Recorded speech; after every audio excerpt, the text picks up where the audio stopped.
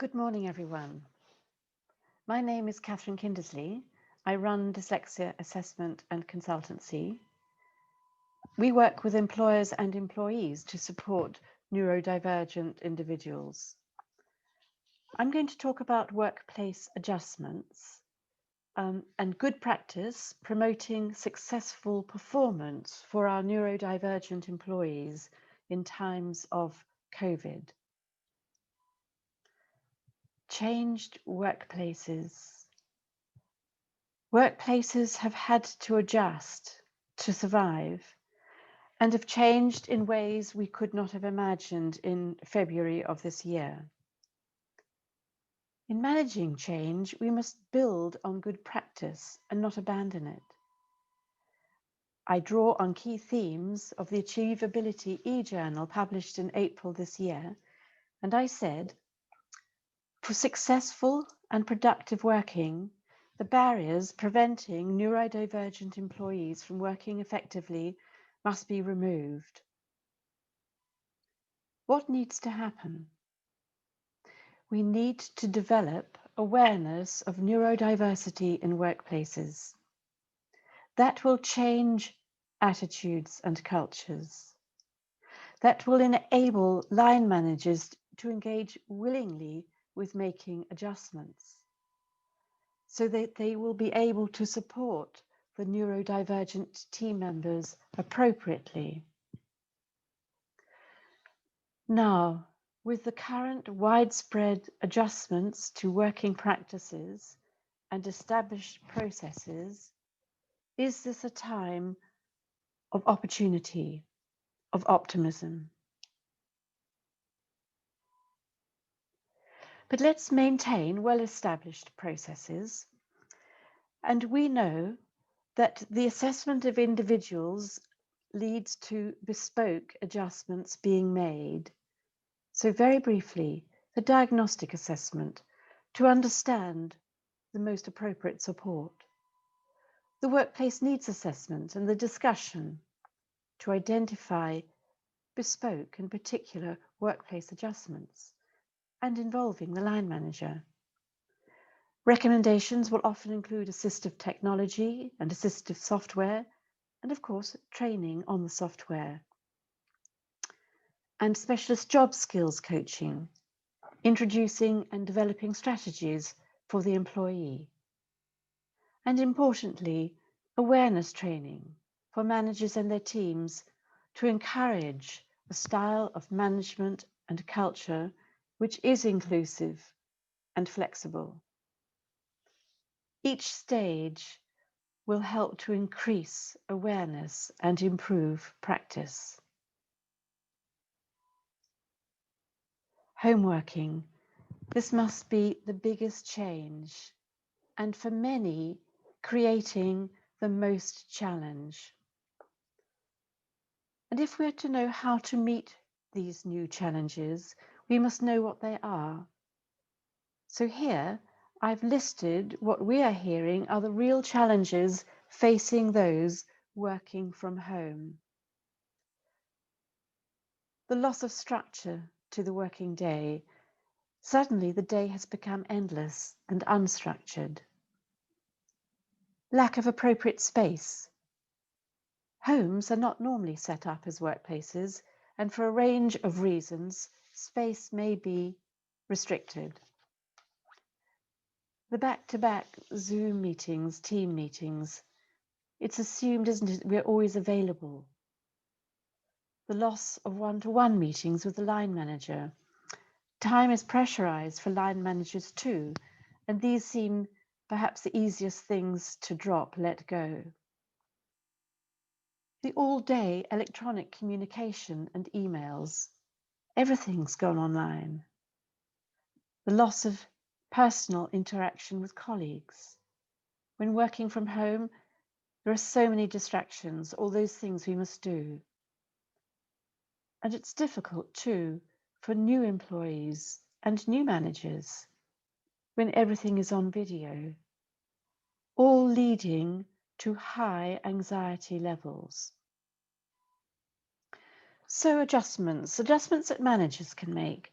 And I've divided these into two very broad areas. And the first one is good communication. So important for our neurodivergent employees. Good communication to enhance focus, engagement, and productivity. Now, some of these suggestions, recommendations will be familiar, but as I say, really important when people are working in isolation. Provide clear and concise communications, whether it's written or oral. Email agendas and handouts in good time so the information can be processed. Ensure day-to-day tasks and targets are clear and achievable. Encourage to-do lists, and in that way, help with structure, priorities, sifting emails. We know email just pours down into our inbox. Communicate regularly so the team feels included and engaged, and keep staff informed of changes, of updates across the business. And the second main area is for managers to respond to need and be flexible. Yes, managers, we know, are also under pressure, but don't lose the one-to-ones. For our neurodivergent employees, these are really important. Ask direct questions. Find out what is or is not working. Create a safe space to open up. Crucial to keep up morale. And one adjustment might be to organise time with colleagues informally. It could be just a 10-minute daily informal chat, and we know that is happening in some organisations successfully. Point people to support mechanisms within the organisation. So for employees, create a designated work zone at home. We know this can be difficult. People might be working in shared houses or working from a small bedroom, but it's still important to divide the workspace from other activities, perhaps even with a curtain. Have meetings, if you can, in different places. Meetings in one room, then breaks and lunches in another. So move for different tasks. Schedule breaks away from the workspace to maintain a perspective and reduce stress. Away from all those platforms now, Zoom, Skype, Teams, Google Meet, WhatsApp, Messenger, Slack, all day long. It just becomes overwhelming and we need gaps in between. We know now of employees creating mind maps by hand just to create a break from looking on screen. So structure the day, create a rhythm for the day. It might be that normally people on their commute to work consider the day ahead. Do the same. Take a coffee, go outside, go for a walk, and consider the day ahead. So create the same rhythms at home as were at work. And I think now employees can shape how they work. There's much more opportunity to do that. So do consider this and talk to line managers. And make maximum use of those one-to-ones. Prepare for them. Ask questions. Gain clarity. And sort out the priorities. Meetings.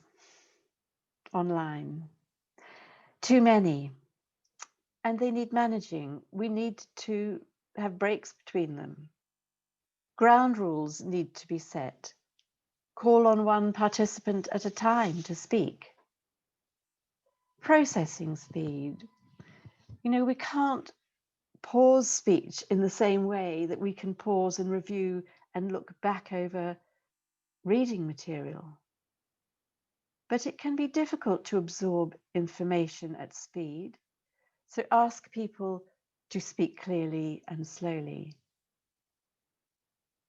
Of course, meetings can be recorded, and where possible, allow this. New staff can feel really very isolated. There are no normal induction meetings, no normal team meetings, no meeting the admin staff, the facilities staff. And so there are very different relationships, and these need to be considered. Equipment and assistive technology. WFH, work from home. And what's important is to replicate what was available at work. It might be that all the licenses need to be loaded up again onto laptops. 2 screens, a large second screen, so the information can be spread across screens, supporting working memory. If there was a shared printer at work, there needs to be one at home. Many people prefer to read a hard copy rather than always on screen. There are opportunities for additional software, especially dictation software. It's easier to use at home, and that might be something which is also supplied. Equipment, for example, the office chair, not the kitchen stool, so work can be productive. And there is a wide range of assistive technology apps and videos on YouTube, which people might be able to make more use of now. But it's really important to respond to what is needed and to be flexible. Monitor mental health and well-being. Working from home over a long time is isolating. It increases anxieties and stress. And we know a common compensatory strategy for our neurodivergent employee is to work very long hours. And now it's not necessarily noticed by the line manager. We know people who've learned to stop their emails at 5:15, but they carry on in order to manage everything that seems to be needed. Difficult, isn't it, to form connections remotely? And we also know that people who've never met colleagues face to face never work as openly with the existing staff because they only know them on video. And over months, long-term colleagues feel out of touch or lose touch. What to do? Encourage employees to take regular breaks, exercise, etc. Help them create a structure for the day, for the working day. Develop a workplace buddy scheme for support and advice if there isn't already such a scheme, and make people aware of it.